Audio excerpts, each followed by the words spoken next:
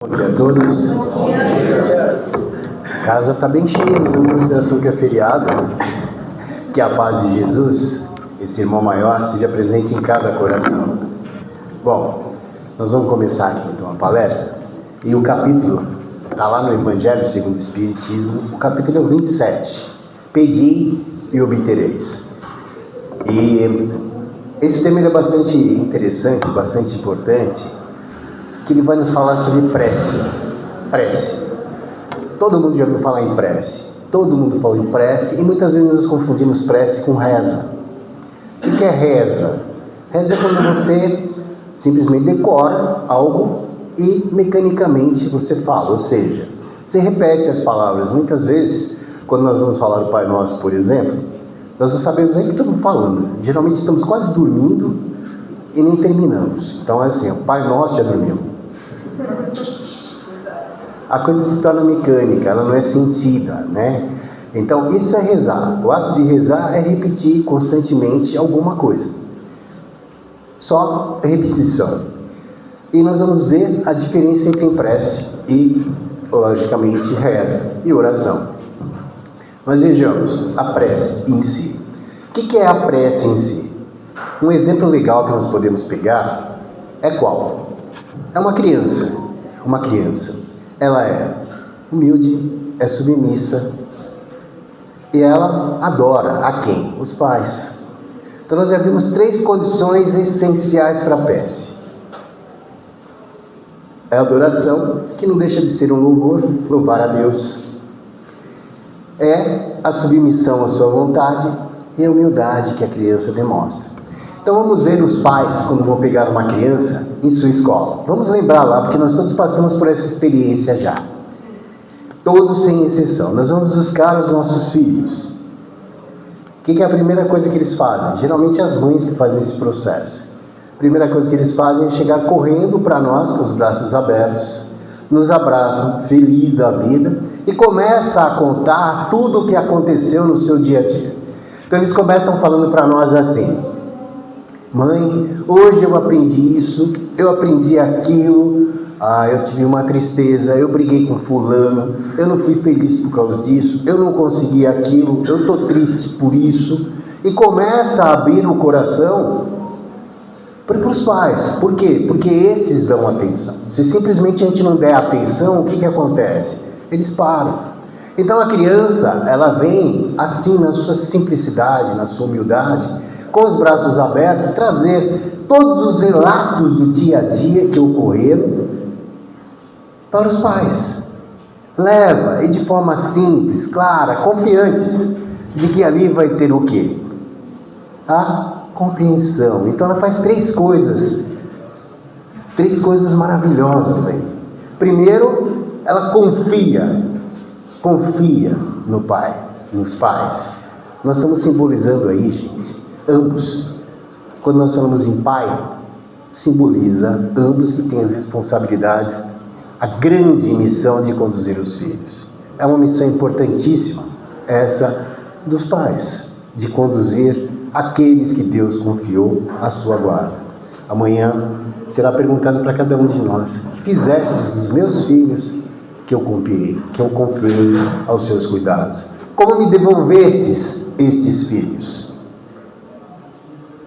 Essa vai ser a pergunta que vai ser feita para nós, que temos essa grande missão de cuidar dos filhos que são dele e que temporariamente estão sob a nossa guarda. Então, como que eles vêm até nós? Ele enxerga o pai e enxerga a mãe de alguma forma. Ele enxerga a mãe, a sensibilidade, o sentimento em si, o amor que transborda dela. E como que ele enxerga o pai? A segurança, a razão. Ele enxerga a razão. Em um ele enxerga o sentimento, na outra ele enxerga a razão.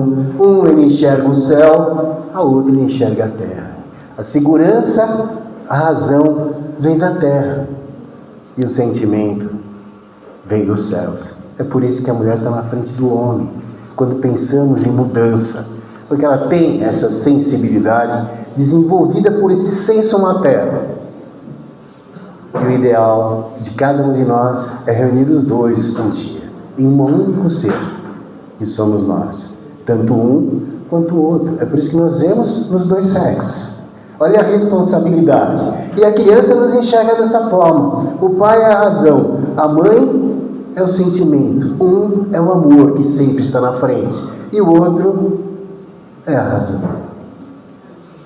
Então ela enxerga nós dessa forma e vem a nós submissa, confiantes de que serão atendidas. E geralmente o são. Eles enxergam nós dessa forma. E é isso que Deus espera de cada um de nós. Essa submissão infantil. Porque todos ainda, sem exceção, somos crianças espirituais em aprendizado. Estamos aqui com esse objetivo. Então, a condição da prece, ela vai nos levar exatamente a esse ponto. Primeira coisa, nós temos que louvar a Deus. Louvar a Deus, adorá-lo. Segunda coisa, humildade. Outra coisa, subordinação. Sermos submissos à vontade bendita de Deus, nosso Pai. Conhecer a sua vontade. Então ele coloca 3 condições básicas para nós. Louva. Seja humilde quando você vai fazer as perguntas, diante do que? Da potencialidade. Mas o que é humildade? Aonde é a humildade? A humildade vem do reconhecimento das nossas fragilidades. Da nossa fragilidade que vem em função da nossa ignorância. Somos ignorantes, não conhecemos nem o nosso corpo. Ou conhecemos? Não conhecemos o nosso corpo, nós sabemos como funciona o nosso corpo. Nós sabemos que somos responsáveis por mais de 3 bilhões de células vivas, que são seres vivos, que estão sob o controle da nossa mente. Não. Nós somos, cada um de nós é um universo à parte, que tem todos esses seres vivos ao nosso serviço. Nós mal conhecemos o nosso corpo. Se sair fora, também. Então, é necessário o quê? Recolhimento que a criança tem. É necessária a submissão à vontade divina. Ou seja, ser submisso é uma condição invariável de fé. Ou uma condição invariável de nossas vidas. São sempre invariáveis. Nós confiamos invariavelmente em Deus. Independente de qualquer coisa, porque sabemos que Ele é o ser soberano, que criou a nós todos por amor, e quer cada um de nós feliz.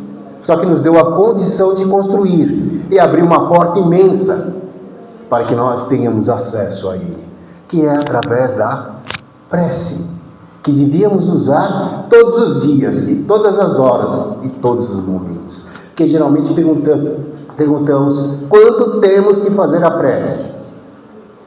Quando você tem que respirar.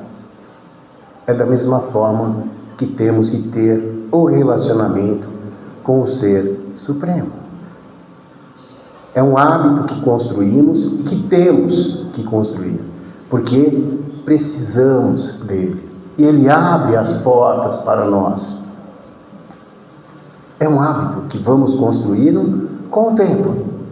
No trabalho de conhecimento, de estudo, de dedicação, logicamente de educação, porque tudo isso é educação. Então nós começamos a perceber a grandeza desse ato. A grandeza desse ato. E onde que está tudo isso? Está exatamente na natureza. A natureza nos mostra através das crianças. É Deus nos mostrando como chegar até Ele. E sem essa condição, nós não chegaremos lá, gente.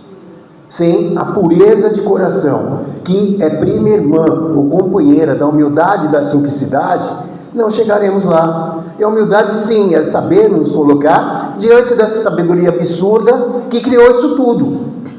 Criou isso tudo que existe, e do qual nós não conhecemos absolutamente nada ainda. É muito pouco que conhecemos em relação a isso. Tanto que não conhecemos a nós mesmos. Que seria o ponto primordial disso.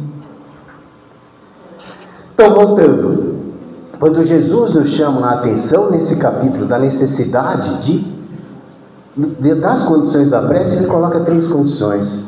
A primeira delas, ele fala assim: você não precisa de frases maravilhosas, você não precisa decorar absolutamente nada. Deus quer sentir o seu coração. É isso que importa. Então, quando fores orar, não precisa ir num lugar onde todos vão te ver. Não, porque isso faz com que o seu orgulho se expanda. Mas vá, entra no seu quarto, feche a porta e ali a sós com o seu pai, abra o seu coração como uma criança. Coloque as suas alegrias, suas dúvidas, suas tensões, suas atribuições, suas conquistas, suas vitórias. Não é só no momento de tristeza que nós temos que procurar. Não é só no momento de dor que nós temos que procurar. É em todos os instantes, para sentir o quê? O reconhecimento, essa bondade infinita que nos dá tudo, mas que infelizmente nós não conseguimos enxergar em função da cegueira que domina ainda e das ilusões de cada um de nós. Somos iludidos pelo mundo e queremos as coisas como se fosse uma criança, mas uma criança mimada, que foi mal educada. Porque não somos gratos, por exemplo, pelo ar que estamos respirando aqui, responsável por 70% do nosso alimento. Nós temos que trabalhar só para 30%. Nós não somos gratos nem por isso, pelo corpo que nós temos, essa santa oportunidade de aqui estarmos encarnados e de valorizarmos esse aparelho bendito que a bondade divina colocou para cada um de nós. Muitas vezes ainda reclamamos dele. Isso é construção nossa, de bilhões de anos. Por acréscimo da misericórdia divina. Esse é o nosso corpo, que hoje nós herdamos. Então, isso é conquista nossa, mas é acréscimo da misericórdia de nos deixarmos usar esses corpos para quê? Para nos desenvolvermos, para aprendermos. Então, tudo que nos vem tem o cunho da misericórdia divina, tem a bondade de Deus sempre a nos socorrer, a nos amparar. Mas nós não conseguimos sequer pensar, parar um pouco. Nós nunca internalizamos tudo, nunca olhamos para dentro de nós mesmos. Não temos esse costume de parar, de olhar, de pensar em tudo isso que Deus tem nos proporcionado. É isso que nós temos que aprender. O mundo que vivemos hoje, ele nos chama a atenção para o meio exterior. Não temos tempo para o mundo interior. As várias diversões que se chega através de streams, de viagens constantes. É ruim viajar? Não. É importante, mas não é só isso. Assistir streams também é bom, assistir séries também, mas não é só isso. E as boas leituras? E a meditação? E as preces? Não temos tempo para essas coisas. É místico. É místico. E conversar com Deus? Só quando eu estou em desespero. É isso que Ele não espera de nós. Ele espera de nós que entreguemos o coração em suas mãos. Que dividimos o que? As alegrias que nós recebemos. Que sejamos gratos a Ele, mesmo no momento de dor. Porque a dor, esse instrumento bendito, nos chama a atenção para algo que está errado. É um sinal de alerta. E que nós precisamos despertar para isso. Então é Ele trabalhando em benefício de cada um de nós. Através da dor. Sem dor, não faríamos absolutamente nada, pararíamos. Por quê? Porque não sentiríamos necessidade de nada. E a dor vem para nos acordar para essa necessidade. A necessidade de não perdermos mais uma encarnação, mas de trabalharmos pela nossa felicidade. Então nós temos que ver de outra forma a dor.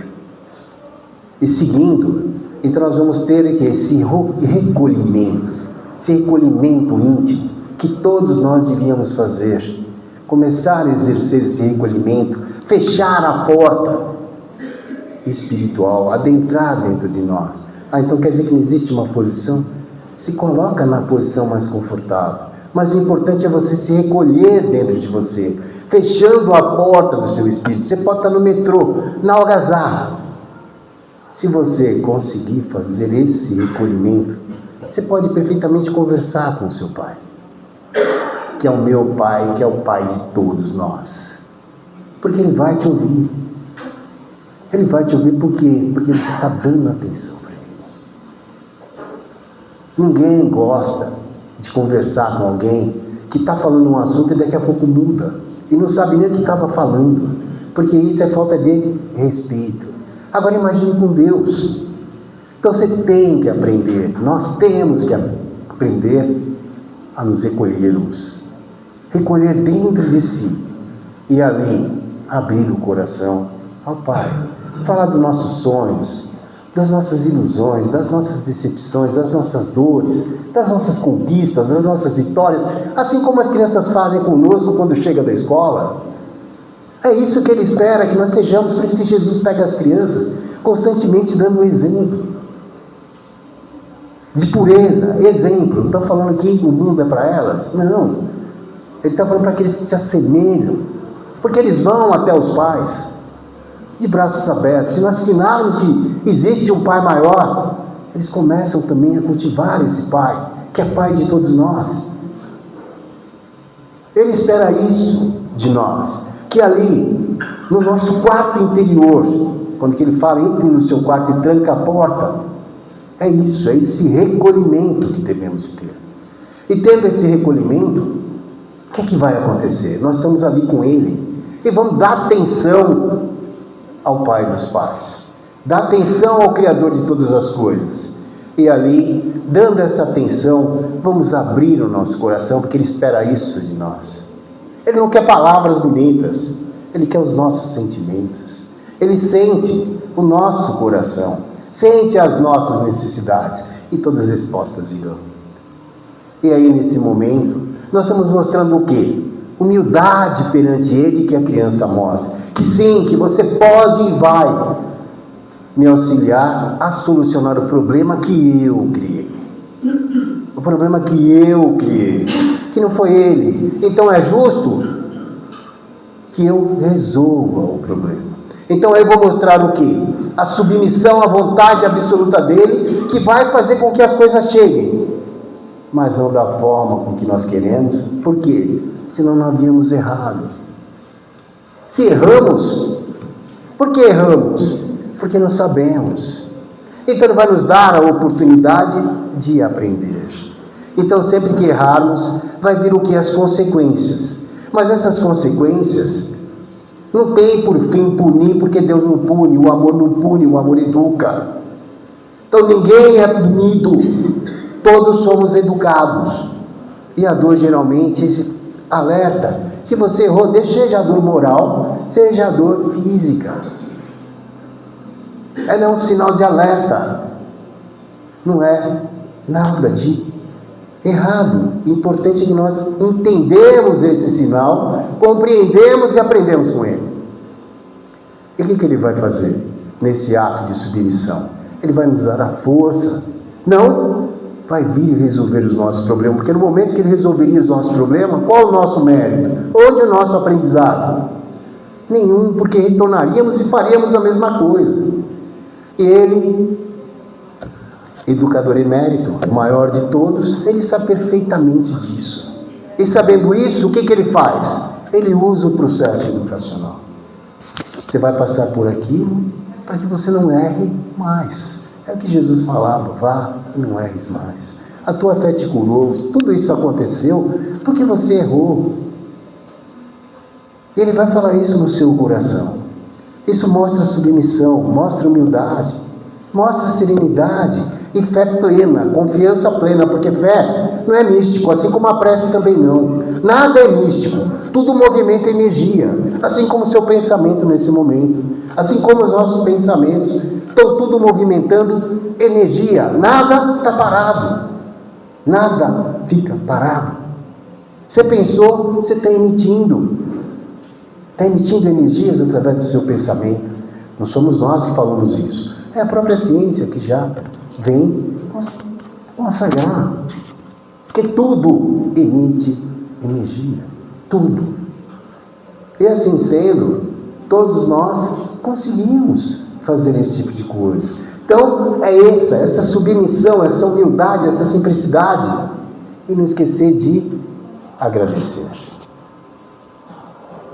Agradecer mostra o quê? Confiança plena na bondade infinita de Deus, nosso Pai.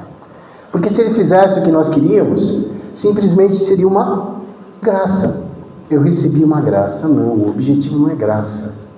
O objetivo não é te dar nada, mas fazer com que você aprenda. Porque você aprendendo, você se harmoniza, você fica forte, você ganha coragem, você ganha resistência para os outros embates que virão em função da própria condição do mundo que nós vivemos, extremamente material, onde a dor é uma constante e uma frequente. É lógico que os momentos felizes são muito maiores, só que nós valorizamos só os momentos difíceis. Nós valorizamos, por exemplo, esse instante de aqui estarmos, de estarmos respirando. Nós valorizamos o domingo que nós estamos com a família. Olha quanto benefício que nós temos. Mas aí nos agarramos nas dores. De qualquer forma, Ele está ali. E é a hora que nós procuramos a Ele. Então é só nos momentos de tristeza, nos momentos de dor, no momento de atribulação? Não, é em todos os instantes. Todos os instantes nós temos que estar com o Pai. Então, quando nós percebemos, nessa primeira passagem, que Ele fala isso, que entre no seu quarto, e ali a sós, você faça uma prece. Não precisa ser bonita. É o coração que tem que falar. É colocar tudo que você tem para fora. Ele vai entender perfeitamente e vai ser atendido. Só que não da forma com que você quer. Você não vai ganhar na esportiva. Que o objetivo dele, logicamente, não é facilitar o material da vida, mas sim te dar os atalhos, os caminhos, as condições para que você conquiste as coisas. Nunca vai dar para nós de mão beijada absolutamente nada. Porque qual seria o mérito de cada um de nós? Nenhum. Diante disso, nós vamos percebendo o quê? Que cada um tem a sua função. Cada um tem a sua função. Pegando o livro Boa Nova, psicografia de Chico Xavier, do irmão Humberto de Campos, o escritor, aquele mesmo escritor. A sogra de Pedro havia acabado de ser curada por ele, pegando esse gancho. Havia acabado de ser curado por Jesus. E lá ele nos conta, ele fala que esse é o folclore, assim como tem o folclore aqui, que passa de boca em boca, no mundo espiritual também tem. E Jesus é constantemente lembrado, logicamente, no trabalho que ele fez aqui, quando esteve. Ele fala que eles estavam lá, e após ele curar a sogra de Pedro, ela chama o genro e fala: Pedro, nós vimos o poder que Jesus tem. Veja a nossa casa, é muito pobre. Para conseguir algo é difícil. Você sai para pescar, sua esposa, além de cuidar da casa, vai para a plantação, faz toda a plantação. E aí você olha de lado e Levi é Mateus, que é um cobrador de impostos. Levi é um cobrador de impostos. Era tido como gente impura, porque ninguém gosta de pagar imposto, principalmente para o invasor, né? Então ele era um publicano. Publicanos são esses, aqueles que tinham a missão de cobrar os impostos do povo dominado e entregar na mão do Roma e também nos reis de Israel. Então eles tinham essa missão e ninguém gostava deles, eles eram tidos como impuros, como traidores. E ele tinha o quê? Tinha um bom salário e logicamente tinha uma vida boa. E em cima disso, ela fala: como que pode? E vocês pedem para Jesus alguma coisa para nós? Por que a gente continua com essa vida enquanto nós olhamos do lado essas pessoas dessa forma? Aí Jesus explica para ele que cada um nesse mundo, cada um tem a sua missão, tem o seu trabalho, cada um precisa de um tipo de trabalho. E explica que assim é que funciona. Por quê? Se a mulher de Pedro, por exemplo, planta na horta para poder colher algo de comer, e a outra tem as servas, agora a esposa, me fugiu o nome, Mas se ela tem a senhora rica do lado, ela tem as escravas que a servem, e Levi tem todo aquele salário, mas que ela tem a força para isso. E cada um nesse mundo tem o quê? Tem o seu trabalho a ser realizado, cada um tem a sua missão. E Pedro fica com aquilo e não entende. E um certo dia ele fala: mas Senhor, eu tenho pedido constantemente em prece, como falou ao Pai, que suavize não, que me dê condições melhores materiais. Tudo que eu peço é isso, é em termos materiais. Aí Jesus olha para ele e fala assim: esse é o grande problema. Você tem que pedir para o Pai que Ele mostre para você os planos que Ele tem para você. E a mesma coisa para nós. O que nós temos que pedir para o Pai bendito? Qual o plano que você tem para nós? Sem esquentarmos ou sem nos preocuparmos com o mundo que nos odeia. Isso é submissão à vontade divina. É entender o plano que Deus tem para cada um de nós. Porque nós estamos aqui sem um planejamento. Como disse Einstein, Deus não joga dados. Se cada um de nós está aqui, é porque tem um motivo, tem uma razão, tem uma missão. E no lugar que você está, é a missão correta. Portanto, faz essa. Entenda a vontade divina e faça essa. E nesse instante, Pedro entendeu. Depois disso, um dos apóstolos pergunta a Jesus: Senhor, ensina-nos a orar. E aí nós vamos ter a prece das preces, que todos nós conhecemos e que todos nós realizamos até os dias atuais, que é o Pai Nosso. Que é o Pai Nosso. Aqui era abrir para mostrar o quê? A nossa submissão, a nossa humildade, a nossa simplicidade diante da bondade infinita de Deus. Essas são as condições. Sem isso, não conseguiremos atingir os objetivos. E veja, qual o plano de Deus que você tem para mim? Não a minha vontade de criança mimada, que deseja o quê? Facilidades. Facilidades que vão fazer com que eu não cresça, com que eu não me desenvolva. Então o objetivo é desenvolver, crescer. Pai, me diz os planos que você tem para mim. E sustente, ampare-me, dê-me a luz suficiente para que eu possa trilhar esse caminho. Quer prece mais bonita que essa? Quer prece melhor que essa? Não tem palavras bonitas, não tem nada, mas tem sentimento, tem sinceridade. Leva toda a nossa carga amorosa. Eis o que vai nos dar coragem, eis o que vai nos dar para enfrentarmos as dificuldades da vida. Eis que nos ensina a pedir. Não tem outro caminho, gente. Não tem outro caminho. E virá sim, mas de acordo com a bondade infinita de Deus, que sabe com certeza o que é melhor para cada um de nós. Pedi e obtereis. Muita gente fala assim: mas veja, eu já pedi, só que eu não tenho absolutamente nada. Não veio o que eu queria. Eu pedi, por exemplo, facilidades na vida, um emprego melhor.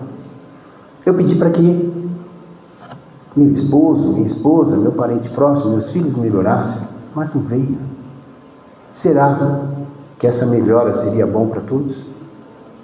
Será que aquele emprego dos sonhos seria o melhor para você? Ou te traria sofrimento? Será que aquela pessoa que hoje está doente e que nós queríamos que ela levantasse, naquele corpo fragilizado, será que seria o melhor para todos? Não desgastaria todos? Será que aquela pessoa levantasse, como seria a vida dela? A resposta veio, só que você, ou eu, ou qualquer um de nós, não entendeu, porque nós somos mimados. Nós queremos assim, mas o que nós queremos nem sempre é o melhor para todos, e muito menos para nós. Ou quase sempre não é. Então até isso nós temos que saber. Ele vai atender, vai sim. Ah, mas as leis divinas são imutáveis. Ele não vai atender. Até que ponto que você conhece a lei divina? Até que ponto que nós sabemos onde pode ou não ser revogado determinadas coisas? Porque leis são imutáveis, elas são perfeitas. Mas até que ponto você conhece todas? Então por que não pedir? Por que não pedir então? Até que ponto conhece todas? Então não podemos nos apegar a esses tipos de aspecto. Pedi e obtereis. Mas para pedir, nós temos que saber até como pedir. Buscais e achareis. Mas ficamos sentados, chorando, esperando, nada vai acontecer. Eu quero um novo emprego, perdi o meu emprego. Está difícil. Tá, mas Jesus falou assim, todo trabalhador merece ser alimentado. Isso é lei. Isso sendo lei, o que eu vou fazer? Vou procurar me especializar, procurar ver onde eu errei, procurar melhorar a mim mesmo, através do estudo. Através do estudo, da compreensão, da melhoria, buscando uma nova profissão. Eu sou capaz, sou inteligente, assim como todos vocês. Nós somos inteligentes, filhos de Deus, herdeiros da sua inteligência absoluta. E como herdeiros, nós temos essa capacidade. Nós temos que acreditar. Primeiro em Deus, depois em nós mesmos. E aí sim, e diante daquele irmão nosso que está sofrendo numa cama, não importa a sua idade, ele está sofrendo.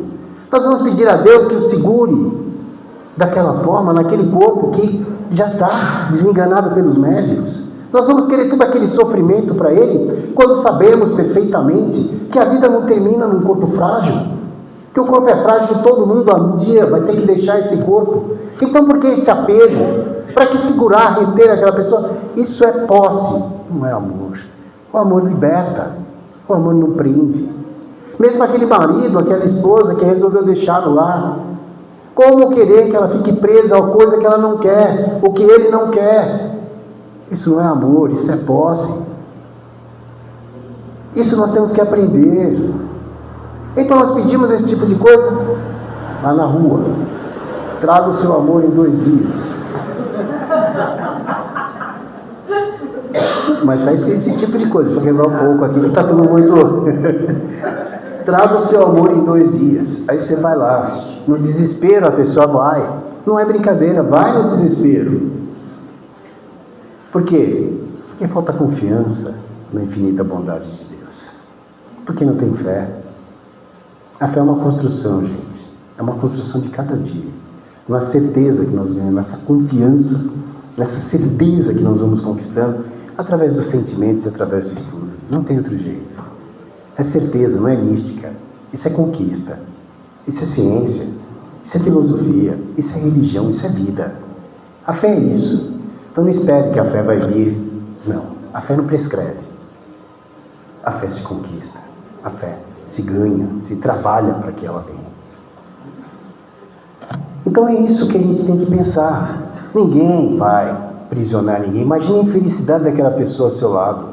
Mesmo que ela esteja enganada, mesmo que ela esteja errada, ela precisa viver o que ela acha que é o caminho dela. E da mesma forma, quando vai ter um desencarne, a pessoa não vai desaparecer. Simplesmente aquele fardo pesado do corpo, que a serviu muito bem durante alguns anos, chegou no seu limite. Não prenda mais a pessoa, deixa ela aí continuar a sua existência agora em outra dimensão. Ninguém morre. Ninguém morre. Jesus nos mostrou isso na sua ressurreição. Ele aparece para mostrar para nós: eu venci a morte. A morte não existe. Ninguém morre. Assim sendo, deixa a pessoa aí. Se ela ficasse aqui, ela teria sujeito aos perigos que a vida impõe, mesmo que seja um jovem. Se Deus está libertando, é porque Ele já merece a não se submeter à série de perigos que a vida aqui traz. Olha o mundo que nós vivemos, esse mundo que nos chama e não permite nem que nós paramos para quê? Para tentar adentrarmos dentro de nós mesmos. É 24 horas, de vez em quando a gente dorme um pouco, né? 24 horas por dia com tarefas. Eu preciso me divertir. Eu preciso, mas eu nunca preciso de Deus. Só quando eu ficar doente. Quando eu ficar doente, eu preciso. Então, esse é o grande propósito, nos chamar a atenção para isso. Para isso, nós precisamos dele constantemente. Então, voltando ao nosso processo, pedir e obtereis. Mas saiba o que vai pedir. Pede algo que realmente vai acrescentar em suas vidas. Algo, pede fortalecimento, esclarecimento, compreensão. Pede para que dilate a sua vontade, porque vacila. E nós temos tendência a ficarmos, todos nós, na preguiça, a nos acomodarmos. Nós viemos aqui para sermos acomodados. Nós viemos aqui com um propósito muito grande de aprender sempre, de melhorar sempre e de crescer sempre. A história da humanidade nos mostra isso. E a prece nos dá essa estrutura, nos dá isso. Então, até para pedir, seremos todos atendidos, mas não de acordo com a forma com que nós queremos, mas da forma com que nos é necessária. Da forma com que nos é necessária. Então, portanto, todos nós temos condições.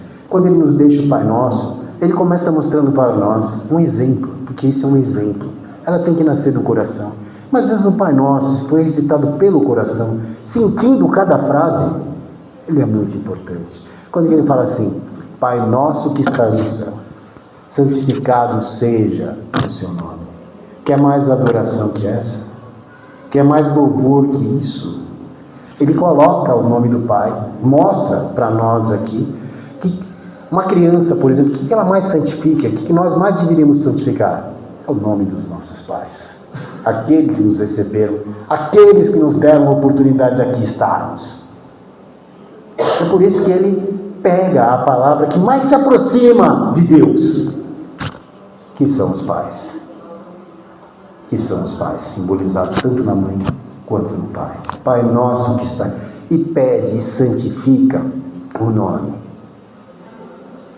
E continua, santificado seja o vosso nome, venha a nós o vosso reino. Ele não pede para que o reino desça dentro de nós, mas que nos dê força para entender todo o benefício que estamos recebendo aqui agora dos céus, que são os espíritos benévolos que estão trabalhando em cada um de nós nesse momento aqui, e que estão sempre do nosso lado, inclusive os parentes, mas que nós não sentimos. Por quê? Porque o mundo material nos suga tanto que nós não paramos nem para nos recolhermos em nós mesmos e sentir essas presenças benditas que estão junto a nós.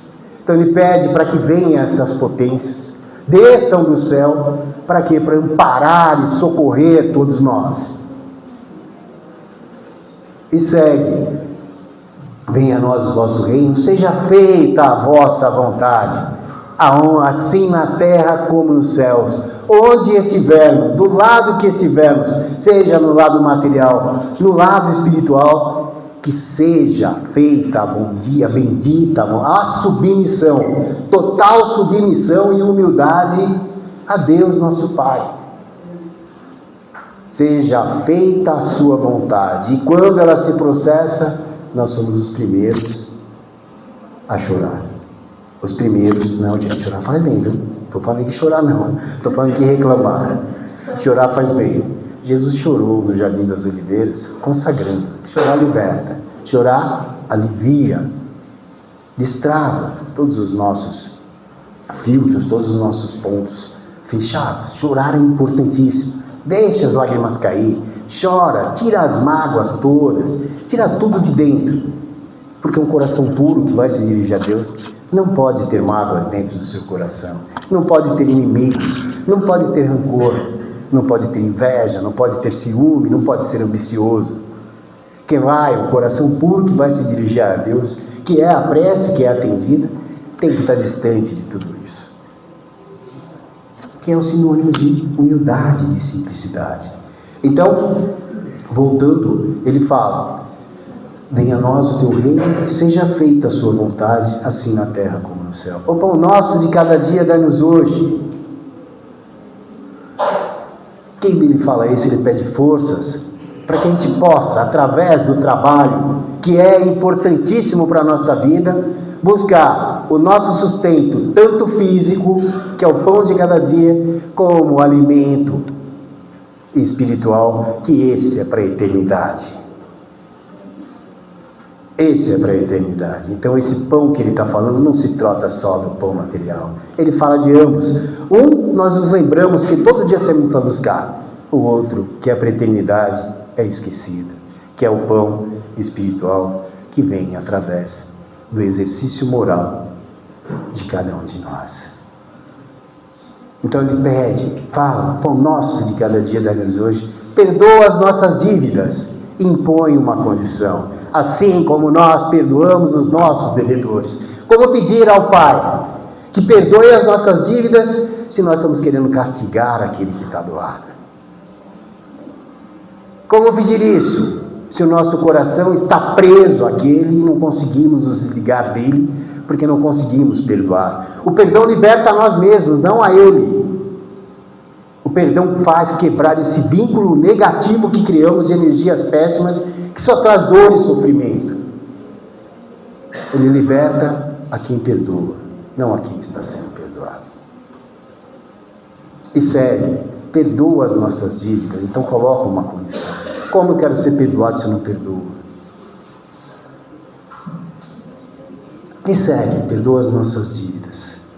E assim seja, agradecendo a fonte de bondade infinita que jamais desampara a qualquer um de nossos filhos.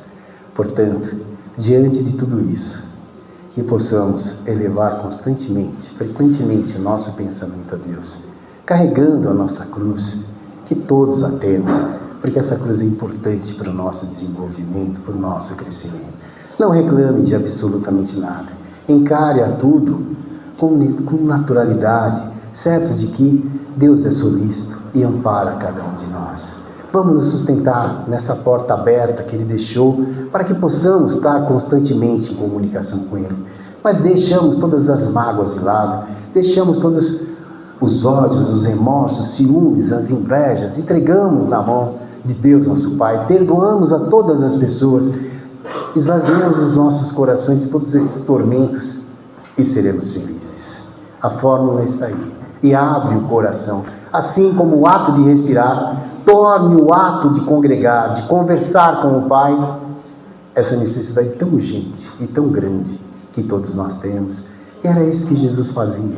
Ele acabava um de seus trabalhos, se recolhia sozinho, ia para o deserto, e lá sozinho agradecia ao Pai, louvava ao Pai e era submisso à vontade do Pai. Por isso que ele se entrega à cruz. Deus queria assim, para mostrar o quê?